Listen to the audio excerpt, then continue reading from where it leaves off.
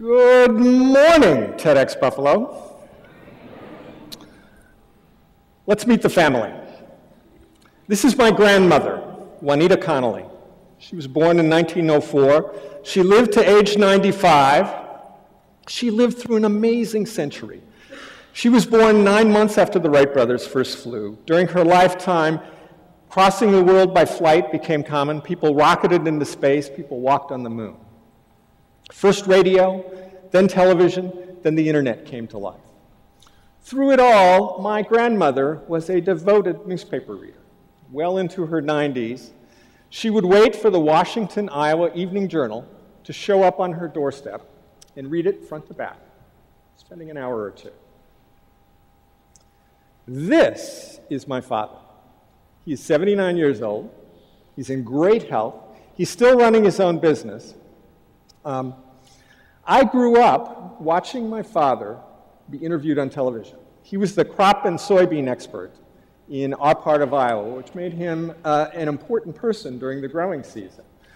But as comfortable as he was with television, like my grandmother, newspapers were his first love. Unlike my grandmother, he often didn't get to the newspaper till the end of the day. He'd come home, but he'd spend an hour or two reading it, still does. This is my wife, Meg Mahoney, pictured clutching the Sunday New York Times outside Penn Station in 1982. My wife grew up surrounded by newspapers. Her grandfather owned a newspaper in her native North Dakota. I was already working at the college newspaper by the time we met, but she is the mirror image of my father. She dabbles in newspapers, but what she really loves is television news.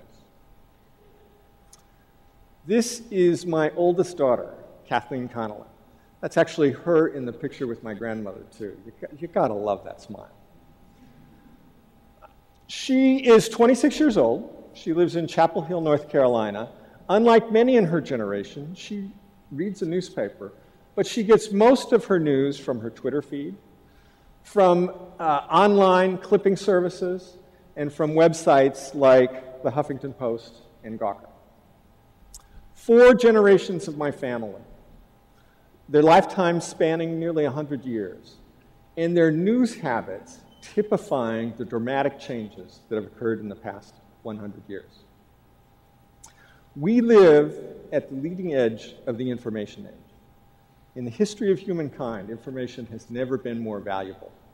But at the same time, one kind of information, the future of news, has never been more debated and more doubted. Some are eager to see the age of mass media pass. They refer to it as the mainstream media. Others bemoan and fear the passing of this shared sense of what is happening in the world. You can see it in a headline in the New York Times on Saturday. It said, "It's not just political districts, our news is gerrymandered too." If we want to understand where news is going and where news has been, we need to understand that for the life of human, as long as humans have been on the earth, the nature of news has been dictated by technology and economics. And if we want to understand where news is going, we need to understand news, technology, and economics. We need to understand 12,000 years of news, technology, and economics. So let's start in 10,000 BC. Now, in 10,000 BC, news traveled by word of mouth. My mouth, your ear. There was no news technology. There was no news economics. It was a lot like what the cynics say about local TV news now. If it bleeds, it leads. News 10,000 years ago was, I was almost mauled by a panther today. The river has flooded my wheat field. The buffalo have left the valley. It was Facebook 12,000 years before Facebook. It was reporting the news about me.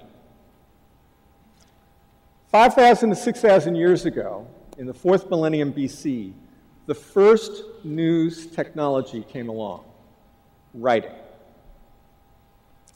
For the first time in human history, there was a way to accumulate knowledge other than evolution and oral tradition.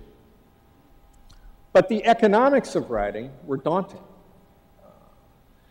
One person could make only one copy at a time. That made writing a tool for the elites. It changed news, but it changed news only a little. News was now not just reporting about me, it was also reporting about the king. It took almost 5,000 years to about 1450 before the next big leap in news technology, the invention of movable type. That made the printing press possible, and it changed the economics of news, though not by as much as it would in later years. For the first time, it was possible to make copies. Now, it was nearly 150 years before that technology got adapted for newspapers. The first newspaper was widely considered to be something called The Relation, which started in Germany in 1605. And for nearly 200 years, newspapers were not that different from The Relation. They were they were expensive, which meant they had only small circulations. They were aimed at us, and which meant that they were, they had patrons who subsidized what they did. It was hard work. Every page of type had to be assembled by hand, and every page had to be printed by hand.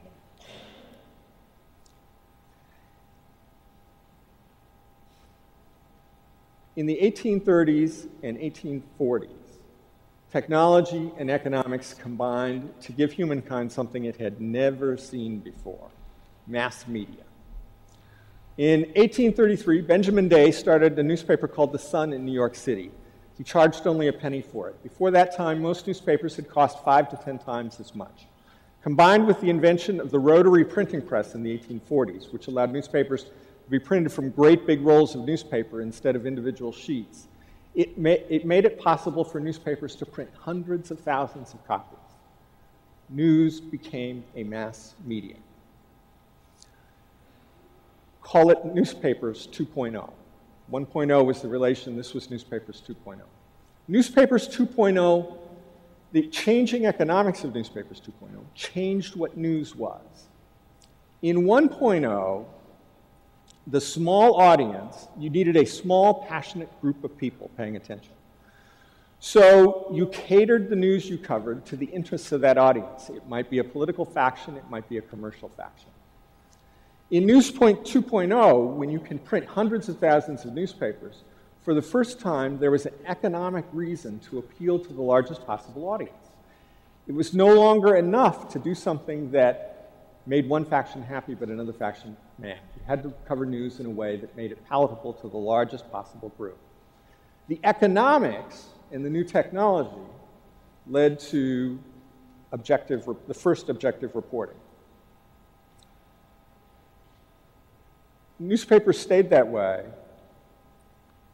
for most of the 1800s and through most of the 1900s.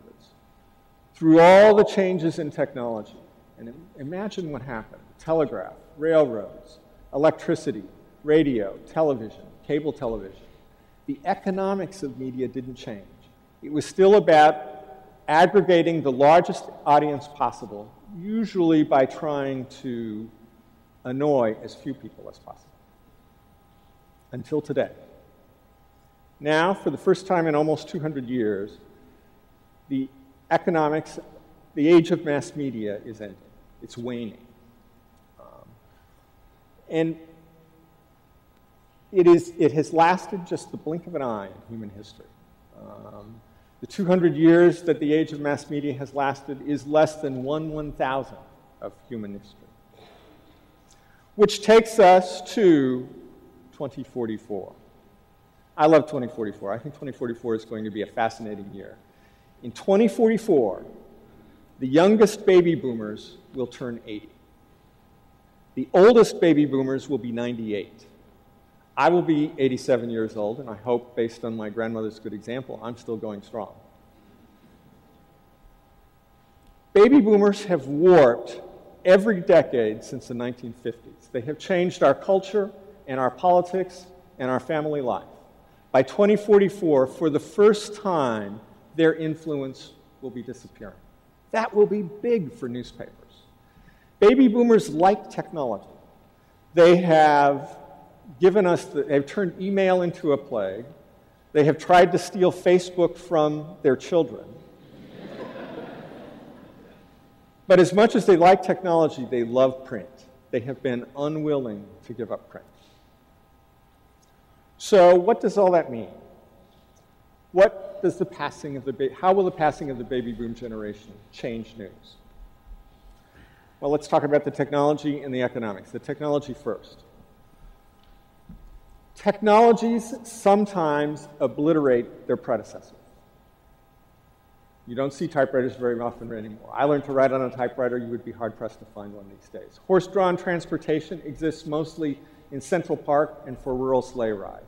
Nobody uses it anymore. Other technologies survive. Books are much the same today as they were 500 years ago. Newspapers survived the advent of radio and television. My bet, newspapers by 2044 will be more like typewriters than books.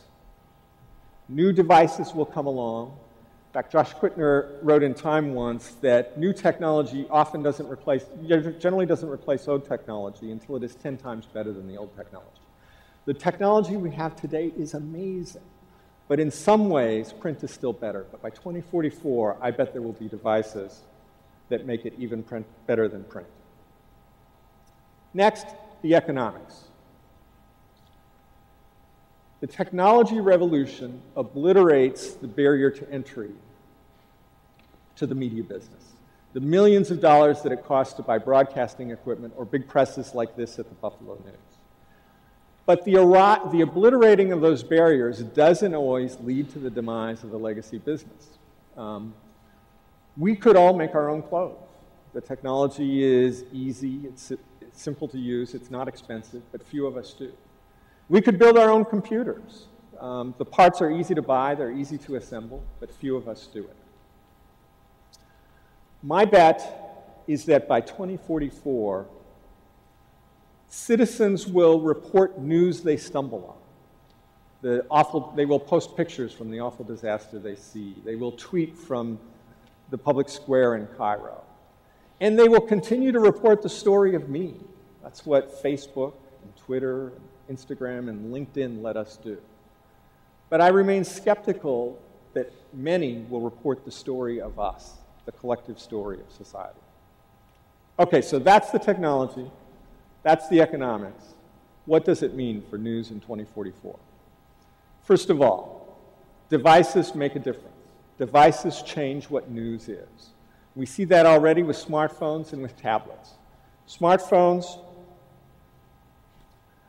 are the ultimate fill time device. I'm standing in line, I've got 5 minutes, I've got 10 minutes, and instead of what we used to do, which is look at the world around you, we look down at our phone. News publishers are already trying to build news feeds that maximize that sort of fill an empty space need. Tablets are working, at least for news publishers, exactly the way that Steve Jobs envisioned.